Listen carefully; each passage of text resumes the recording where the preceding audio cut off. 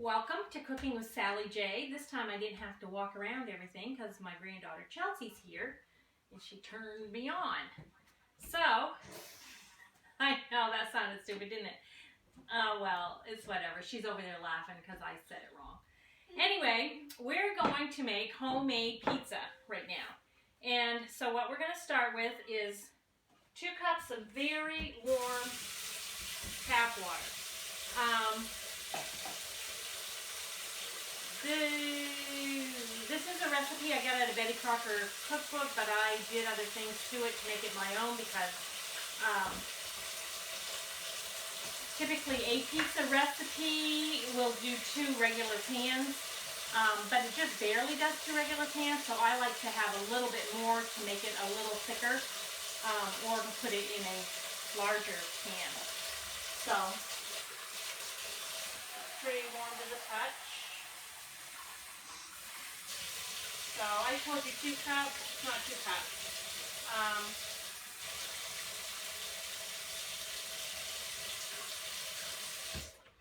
I have about 1.5 cup of hot water. And then I want, the actual recipe just calls for a package of active dry yeast, but as you, well, if you watch my roll video, you know that I get my yeast in a brick and keep it in the freezer. So I'm just going to use a heaping tablespoon and just a little bit, like covers the bottom. Okay, and then I'm going to use 2 tablespoons of sugar, and why is because I like having a little bit of sweetness to my dough, but it helps the yeast to activate. So if you watch my roll recipe, this is how I do all my bread, and the yeast will bubble up. So I will probably have to come back to it and give it time. It takes anywhere between 5 and 10 minutes for it to do that. So we will be right back. Okay, so now the yeast is set, S-E-T. I'm going to just let you see what it's supposed to look like. That looks really good, and that only took about 5 minutes. Did not take very long at all. I'll put the camera back in place. Okay, so now that I showed you that the yeast is set, we will add a little bit of salt. I mean, if you don't mind salt, then fine. I really don't like a lot of salt. And salt is just to give it some flavor. So I just, maybe a teaspoon, but I'm probably yielding more to the half a teaspoon. Okay, so now we're going to do 2.5 cups of flour to start. If I need more, I'll add it.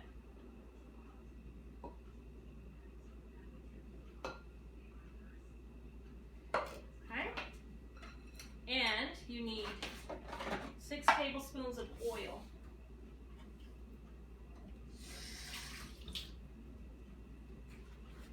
I have so many things going on right now, trying to get supper going, and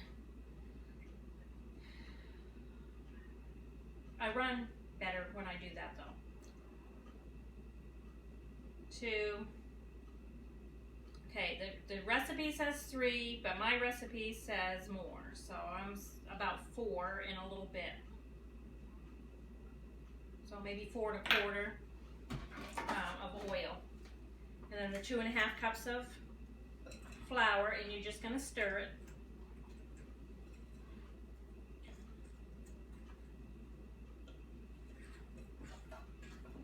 Okay. Now, when it comes to pizza dough, you definitely do not want it, you know, smooth and kneaded like a baby's bottom, like I told you with the rolls and the bread dough. It needs to be a little bit elasticy and sticky. That's too sticky, so, but it's almost perfect. So I'm just going to add another 1/4 cup.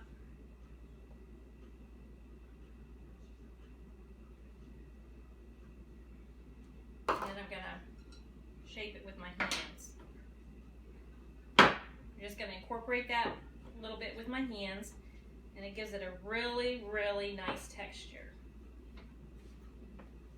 You just knead it a little bit. Just do it right in the bowl so you get all that flour. And okay, so there you go. That's your pizza dough. Now, I know people take Crisco or lard or oil and blah, blah, blah. I'm not, and I should have had it out. But I use cooking spray.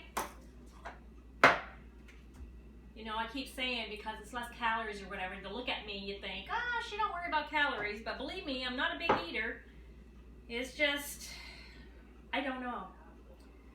But I use spray to spray the bowl. And then, so you wouldn't have to spray the bottom because it's already sprayed. Place it in your bowl. Spray the top of it really good. And just sit it on top of your stove. And get a clean dish towel. And set over the top. Just like that. And you're going to let it raise till it's double. And it will depend on the day. If it's a winter day and it's cool, it's going to take a little longer to raise. If it's a day like today, where there's a little bit of humidity in the air, it won't take as long. I typically turn my oven on, which I'm gonna, because I'm getting ready to put something in the oven anyway to cook. So if your oven's on, the heat from the oven will help it rise too. So that is how you make the pizza dough. I will be back to show you the spreading and the assembling of it when we get back. Okay, welcome back to Cooking with Sally J. We're getting ready to put our pizzas together. So what we're going to do is take a paper towel and grease your pan really well. Now, when I make pizza, for me, I don't use these pans. I will show you what I use. Because I like the taste of the crust on the Pizza Hut. But you can't freeze in those type of pans. And I'm making these for, well, I'm making one for our youth pastor and his wife and family tonight, but the other one I'm freezing for a friend. But I typically use a cast iron.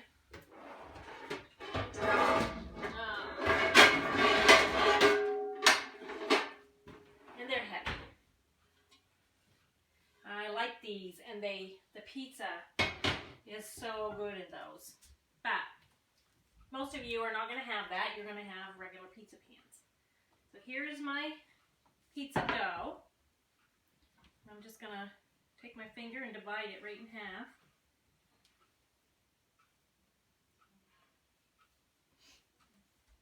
Like that.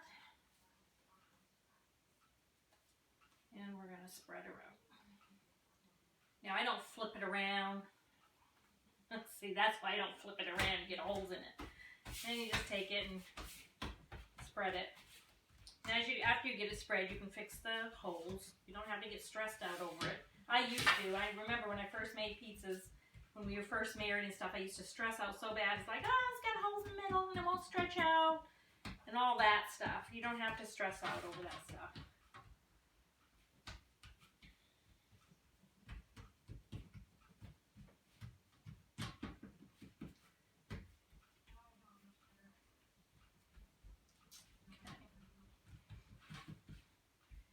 Else you can,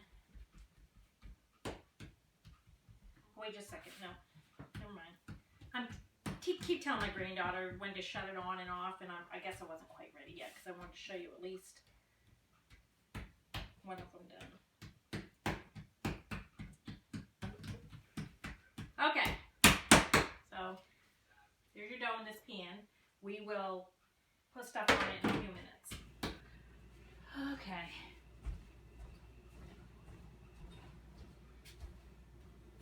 Now we're gonna put our pizzas together. Now, since I have it going to two different families, they like two different things. So, this one is just gonna be kind of a meat lover's pizza. And what I do, now there is a limit to homemade stuff. If you want to make your own sauce, knock yourself out. I don't. So, that's how I get the cover off. 1/2 of a jar will do one of these pizzas. Okay? That's about right.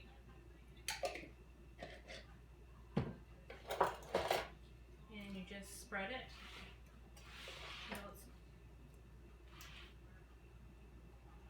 These are a little bit bigger pizzas, so I don't know, I probably will use more than what I just told you. Maybe I won't.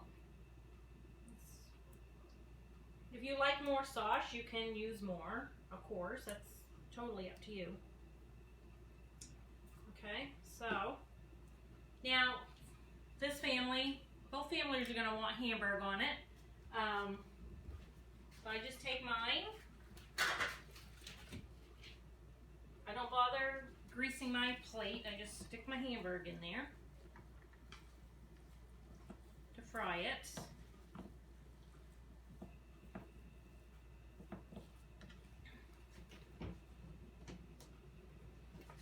I need my seasoning, which again, if anybody is watching me, you know, garlic salt, meat tenderizer. That's what I use.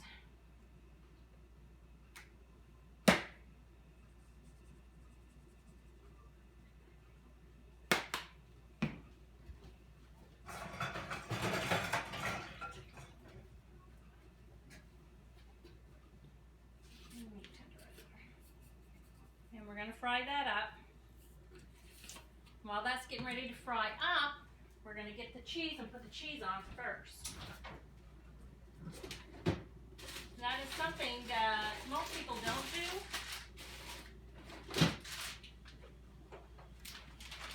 And I guess that's what makes my pizzas a little bit different from everybody else's, is most people put their cheese on last. I put mine on first. That way it's underneath all of the food.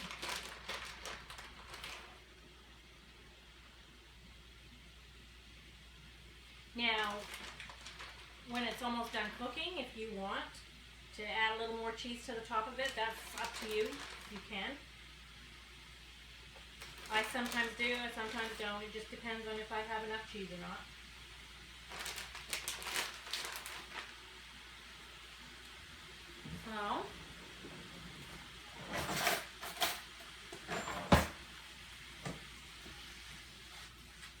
So this pizza is going to be hamburger and pepperoni.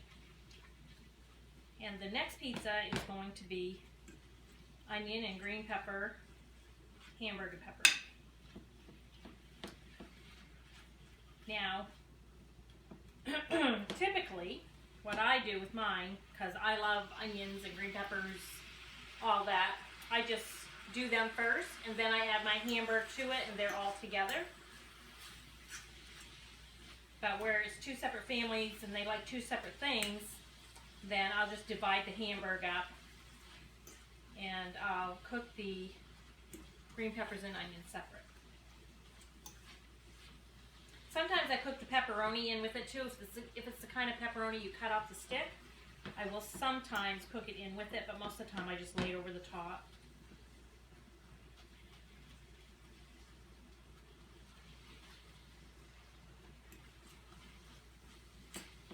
And I will tell you, we will order pizza.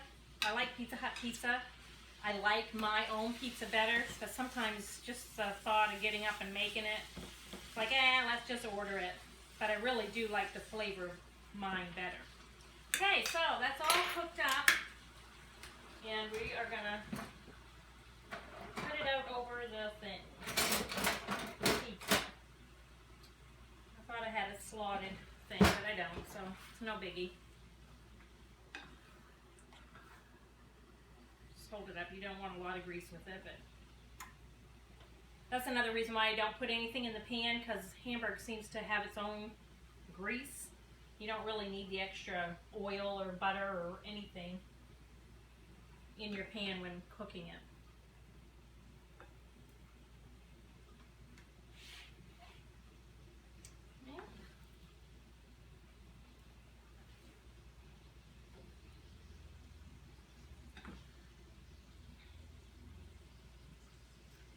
something that will freeze very well without cooking first. Now this couple's going to have it tonight, so I'm just going to have my granddaughter send it upstairs and they can cook it off whenever they want to. Okay, so now we got pepperoni. Just throw that over. So a pizza is whatever you like. If I had bacon bits here, if it was me eating this, I'd have bacon bits on it. Or if you had bacon, you can fry bacon up and put on it. It's whatever you like. It's not, probably the hardest part of the whole thing is making your dough, and that really is not hard. That makes up within 5 minutes. So there you go. We have a hamburger pepperoni pizza. All right, so now we're back. We're gonna make the second pizza. I've already put the sauce and the cheese on it because, hey. I am not really gonna put any butter in this pan. I drained the hamburger off it, and there's still a little bit of grease from the hamburger in there, and that is what we're gonna cook the green peppers in. Now, as you can see, I don't have green pepper. So we basically just want some color anyway, and just because everybody puts green pepper on pizza don't mean you got it. So tonight we're going to use an orange one and a red one, and I just cut them up, just dice them up. And the only reason I pre-cook them a little bit, you don't have to, you could probably put them on the pizza just like that and they would cook fine, but it's just nice to have them a little soft, and they take on a little bit of the flavor of the hamburger. So this pizza will have onion, red and orange pepper, and hamburger and pepperoni.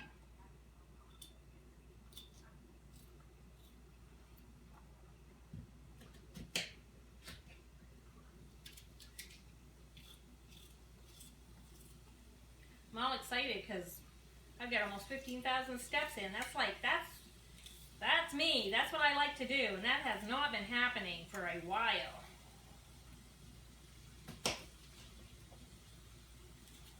I've had a nice day.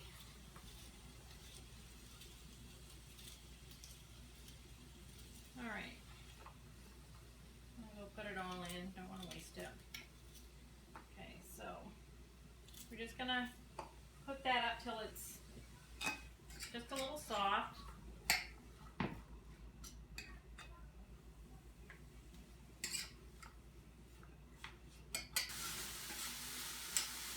Smells good.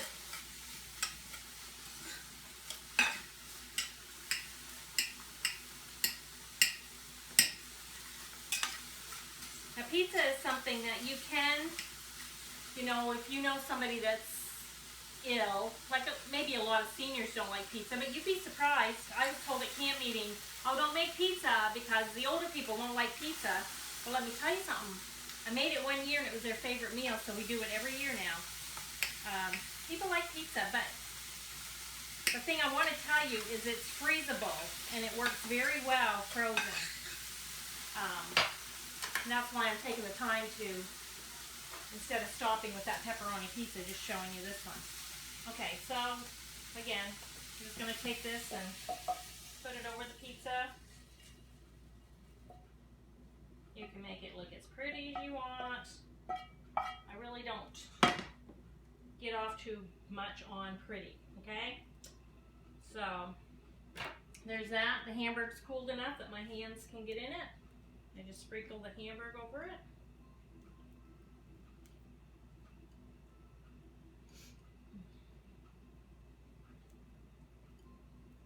Okay.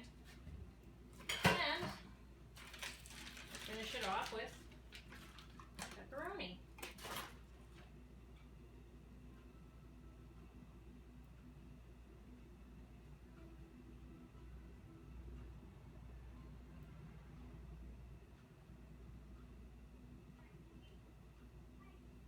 I love the sliced pepperoni because it's just so much easier to to deal with.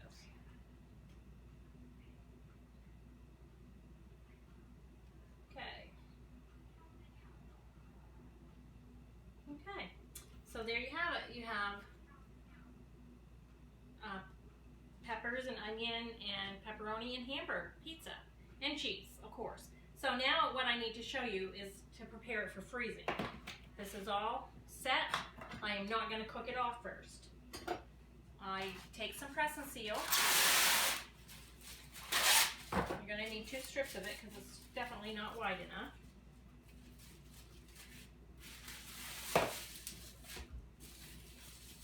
And you're just going to wrap it down around your pan.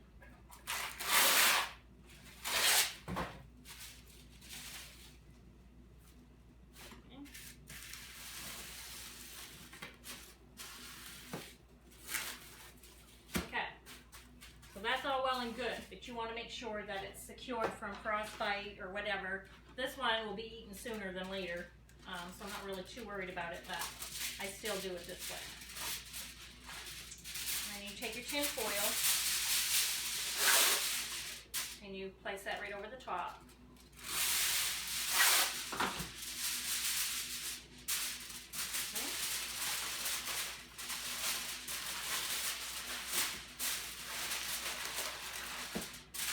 Typically do if I have more than one meal that I've made and put in the freezer for people, I just put a little note on the top saying pizza, 375 to 400 degree oven for 20 to 25 minutes.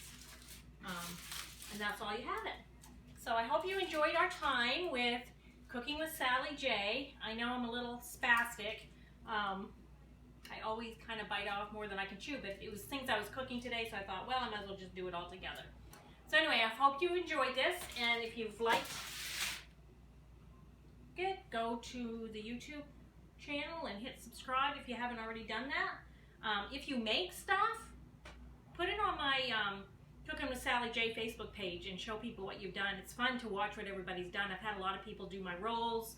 I had them do my cinnamon biscuits, hot fudge sundae cake, and it's just fun to see what other people are doing and how their stuff comes out. And it's a nice way to interact socially and have fun with people. So, have a good night, and God bless you.